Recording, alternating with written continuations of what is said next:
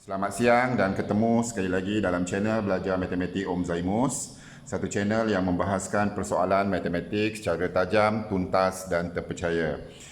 Baik, materi pembelajaran kita pada hari ini ialah kita ingin melukis graf fungsi, iaitu melukis graf fungsi linear. Baik, kenapa kita kata fungsi linear?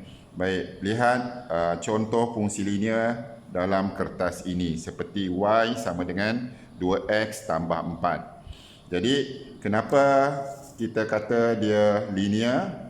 Sebab kalau kita lihat y sama dengan 2x tambah 4, okey, kita lihat pemboleh ubah x. Jadi kita lihat kuasa tertinggi bagi pemboleh ubah x ialah 1. Maksudnya x ni kuasa dia yang tertinggi adalah 1. X kuasa 1 ialah x. Jadi bila dia kuasa tertinggi dia adalah 1, maka kita kata dia adalah linear. Kalau dia fungsi, maka kita kata dia fungsi linear. Baik, biasanya fungsi linear ni, graf dia, kita akan dapat seperti ini. Kalau fungsi linear, graf dia adalah garis lurus seperti ini. Okey. Macam ni ataupun macam ni. Jadi dia linear. Itu yang dikatakan linear. Kenapa kita kata fungsi? Sebab kalau kita buat satu ujian garis mencancang, okay, ingat lagi, katakanlah cikgu buat satu ujian garis mencancang. Jadi garis mencancang tu dia potong satu titik pada garis. Jadi sebab itu kita kata dia adalah fungsi linear.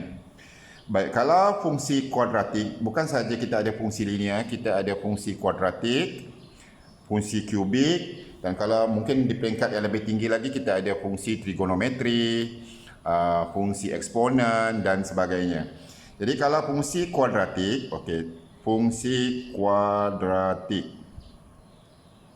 Contohnya katalah kita ada y sama dengan x kuasa 2 tambah 4. Kita tengok pemboleh ubah x. Kuasa tertinggi dia adalah 2. Kalau kuasa tertinggi dia adalah 2, maka kita kata fungsi kuadratik. Kalau graf dia punya bentuk dia macam ni. Kalau kuadratik dia sama ada macam ni ataupun macam ni. Kenapa kita kata fungsi? Kita uji dengan satu ujian garis mencancang. Dia potong satu titik pada lengkung. Ujian garis mencancang, potong satu titik pada lengkung. Maka ini graf ni adalah fungsi. Sebab itu kita sebut fungsi kuadratik. Begitu juga ada satu lagi, kita panggil fungsi kubik. Apa itu fungsi kubik? Fungsi kubik pula ialah kuasa tertingginya adalah 3. Contoh, katakanlah kita ada graf, ada persamaan fungsi dia ialah y sama dengan x kuasa 3 tambah 4. Tengok x. Kuasa tertinggi dia bagi pemboleh ubah x 3. Yang ni tadi 2. Ni katakanlah contohnya y sama dengan 2x tambah 4. Yang ni kuasa tertinggi dia 1. Kalau 1 fungsi linear. Kalau 2, fungsi kuadratik. Kalau 3, kita panggil fungsi kubik. Katakanlah graf dia macam ni. Ataupun kita boleh buat graf dia macam ni. Macam graf. Ini bentuk bagi fungsi kubik. Kenapa kita panggil fungsi? Cuba uji dengan garis mencancang. Dia potong, garis mencancang ni potong lengkung kubik ni pada satu titik. Yang ni pula dia pun potong pada satu titik. Maka ini adalah fungsi. Sebab itu kita sebut fungsi kubik. So kembali kepada materi pembahasan kita hari ini, kita akan melukis. Kita mulakan pada hari ini dulu ialah melukis graf bagi fungsi linear. Video selanjutnya kuadratik dan selanjutnya kubik. Jadi hari ini kita mulakan dengan melukis graf fungsi linear. Jadi sebelum kita nak lukis graf, Om nak tegaskanlah ada beberapa langkah penting lah untuk melukis graf. Yang pertama kita kena bina jadual nilai. Jadual nilai, video tu Om dah buat dalam video sebelum, sila lihat. Apabila kita selepas membina jadual nilai, kita lukiskan paksi X, paksi Y pada kertas graf. Okey, kita gunakan skala yang sesuai lah. Ataupun kalau diberi, kita follow je skala dia. Kemudian, daripada jadual nilai ni, okey, kita koordinat atau titik-titik pada jadual nilai ni kita ambil, kita plotkan titik atau koordinat tadi daripada jadual nilai yang ke atas ni pada selai kertas graf. Okey, kita dah plot. Yang akhir sekali, kita sambung titik-titik yang kita dah plot tu dengan satu garis atau lengkung yang licin, yang cantik lah. Okey, itu saja langkah-langkah untuk melukis suatu graf. Tak kisahlah fungsi linear ke, kuadratik ke, kubik ke. Okey, inilah langkah-langkah dia. Ada 4 langkah. Bina jadual, lukis paksi dengan skala, plotkan titik daripada jadual nilai dan kita sambungkan titik. Baik, kita lihat contoh. Contohnya hari ini Om akan lukis graf fungsi Y sama dengan 2X tambah 4. Okey, untuk interval atau selangnya daripada X antara negatif 3 dan 3. Okey, jadi jadual nilai dia daripada negatif 3, 3 lah. Okey, maksudnya daripada negatif 3, negatif 1, 0, 1, 2, 3 sampai 3. Okey, ini skala dia dah beri. Okey, jadi langkah pertama kita kena buat jadual nilai. Okey. Om tulis kat sini. Jadi fungsi dia ialah Y sama dengan tak nampak. Okey, guna pen hitam. Y sama dengan 2X tambah 4. Okey, kita bina jadual nilai Jadi kita jadual nilai kita buat X, Y ataupun Fx pun boleh lah. Okey, jadi kita buat jadual nilai, kita buat macam ni. Okey, kita masukkan tadi dia punya selang interval dia kasih daripada negatif 3. Okey, daripada antara negatif 3 dengan 3. Jadi kita mulakan negatif 3 dulu. Okey. Okey, negatif 3 kita masukkan dekat X. Kita guna kalkulator lah. 2 darab negatif 3. 2X ni masuk darab. 2 darab negatif 3, negatif 6. Negatif 6 tambah 4 ialah negatif 2. Okey. Kemudian, negatif 2 pula. Okey, masukkan negatif 2 dalam X. Okey. 2 kali negatif 2, negatif 4. Negatif 4 tambah 4 ialah 0. Kemudian, kita masukkan negatif 1. Baik, pelajar boleh guna kalkulator lah. Sebab bagi Om ini mudah. Jadi, Om terus masukkan dan hitung. Masukkan negatif 1 dekat X. 2 kali negatif 1, negatif 2.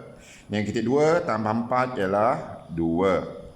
Okey, seterusnya, masukkan X kosong pula. Okey. 2 darab 0, 0. 0 tambah 4 ialah 4. Okey, seterusnya 1. Okey. 2 darab 1, 2. Tambah 4, 6. Okey. Dan seterusnya kita masukkan 2. Okey. 2 kali 2, 4. 4 tambah 4, 8. Dan yang terakhir kita masukkan X3. Sebab dia nak antara negatif 3 dengan 3. Yang terakhir 3. Jadi 3. 2 kali 3, 6. 6 tambah 4 ialah 10. Okey, kita dah dapat jadual nilainya. Maksudnya step yang pertama kita dah buat. Membina jadual nilai. Okey, apa itu step yang kedua? Okey, step yang kedua kita bina atau lukis paksi X, sumbu X atau paksi Y, sumbu Y. Paksi X macam ni secara mengupuk, paksi Y secara mencancang. Okey, dan di tengah-tengah ni adalah asalan kosong. Okey. Dan seterusnya. Jadi kita dah bina. Okeylah kita dah bina paksi X, paksi Y kita dah bina pada kertas graf. Jadi langkah 2 dah settle. Okey, kita pergi masih lagi langkah 2. Bila kita dah lukis paksi, kita kena lukis skala. Okey, tengok balik skala yang diberi. Ni skala dia yang diberi. Dia beri skala dia 2 cm 1 unit untuk paksi X. Ini paksi X. Okey, ini 2 cm. Okey, 1 cm 1 cm. Jadi ini 2 cm. Jadi 2 cm dia kata 1 unit. Jadi kita buat 1 2 3. Okey, kalau di sebelah kiri negatif lah. Negatif 1, negatif 2 dan seterusnya negatif 3. Itu maksudnya 2 cm 1 unit. Okay, kemudian kita tengok skala paksi Y. 2 cm 2 unit. 2 cm yang ni lah.